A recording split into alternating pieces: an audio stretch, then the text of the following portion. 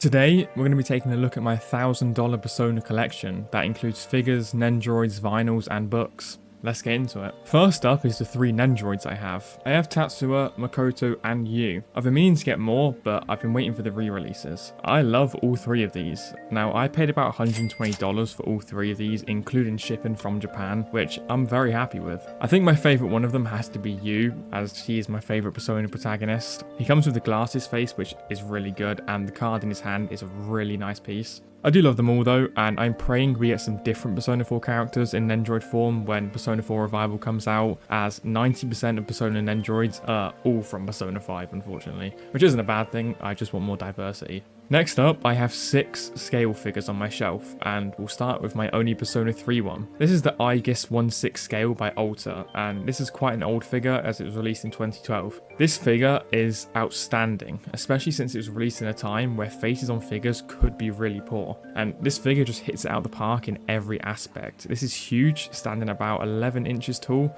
and the colouring is beautiful, especially the shading on the hair. I paid about $150 for this when I got it, and I'm happy with that price. It's up there for the biggest figure in my collection, the closest being my near figures. It's based off the front cover of one of the Sojima art books, the 2006 to 2012 one I'm pretty sure, unless I'm getting the years wrong. I actually haven't got that art book, but I've been meaning to buy it for years. I'm just trying to find an English copy instead of a Japanese one. Now then, my Persona 4 figures. But before we get into that, if you're enjoying today's video, please do drop a like and subscribe. I make all sorts of Persona content, not just stuff related to figures, so please check out my channel. Anyway, Persona 4 figures. I have 2 of these, and they're both from the High Priestess line from Mega House. I have Yukiko from Persona 4 Animation and Rise from Persona 4 Arena. Now, Yukiko is a pretty average figure. It's not bad, but her face can be a bit hit or miss. I managed to pick this up for about $50 from Bai, which is a reasonable price, I can't complain with that. It comes with a pretty cool amount of accessories, like the nose and the glasses she wears as a joke. I don't dislike this figure, but it's probably the weakest one on the shelf, especially compared to some of the ones we have coming up. Next up is the Rise figure, which I paid about $110, which is a pretty reasonable price, especially since it can go for a lot more. Some of the aftermarket prices for this figure is terrible.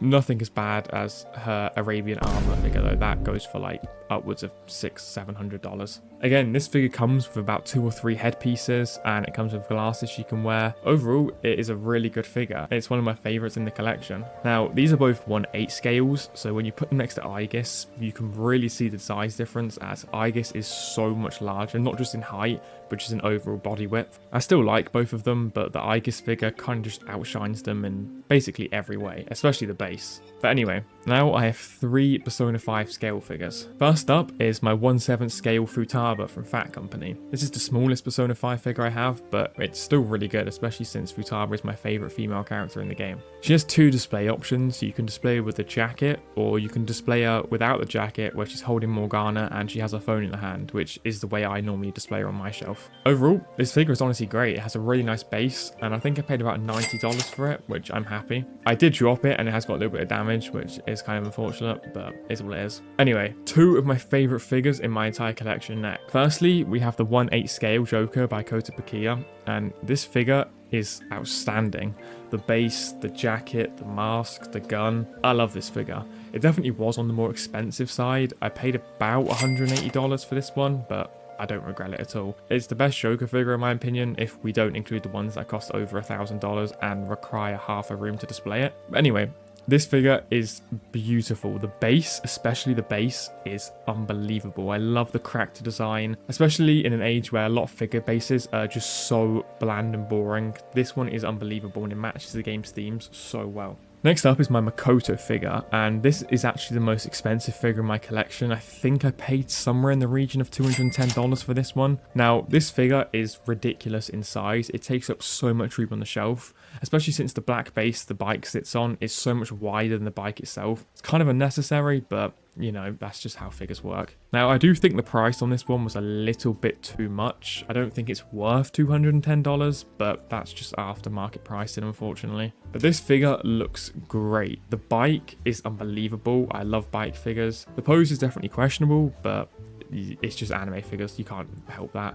I do think it's Makoto's best figure in her thief outfit, due to the other one having strange design choices. Now, this is from Hobby Japan and Amakuni, and it goes really nicely next to the other Persona figures I've got. I do have this one as the centerpiece in the middle of the shelf, mainly due to its size, as it doesn't fit anywhere else. I actually have 3 figures that involve bikes, but I can't decide which one's my favorite, so let me know down below. Anyway, that is my figures done, so let's get into the music. Okay, I'm just interrupting myself here as I'm currently editing this video and I completely forgot to include some other stuff. I have this Persona 5 t-shirt, which is really cool, and also a tapestry, both of which my girlfriend got me and obviously of course made me, so shout out to her. I completely forgot to include this in the original, but enjoy the rest of the video. Now, I have P4 and P5 on vinyl. Unfortunately, I don't have the others yet, and also unfortunately, I only have the mega mixes and not the box sets. That basically means the songs are kind of cut and blended so they all fit on one LP instead of the box sets, which include lots and lots of tracks with all the songs in their original form, but of course they cost a lot more. I think I paid a little over $100, maybe about $120 for both of these combined with shipping. I still love both of these. I do obviously wish I had the box sets, and there aren't many things better than just putting one of these on and just taking it all in. I really need the other 3 games on vinyl, especially P1 and P2, because the packaging and the colors on those are unbelievable, and also obviously the music absolutely slaps. Now then, the last 2 items on the shelf are an art book and a cookbook. The cookbook is pretty short, so I'll quickly go over that. It just includes food from Persona 3 through 5 with recipes on how to make each. Now, the Persona 5 plus Persona 5 Royal official design works. This art book is unreal. It features so much, from posters to concept art to final designs and designer commentary on reasons behind the designs. I would absolutely recommend getting this. I don't know if it's still in stock. I'm going to assume it is. I think I paid around $70 for it on Amazon many years back now, probably 2. There's so much cool art in here. It's just beautiful. I'd recommend getting it and just sitting down and going through it. There's so much to read about why they made certain design choices and concept art, why it was scrapped, why they went with other stuff. It's a great time. Anyway, that is my entire Persona collection as of right now.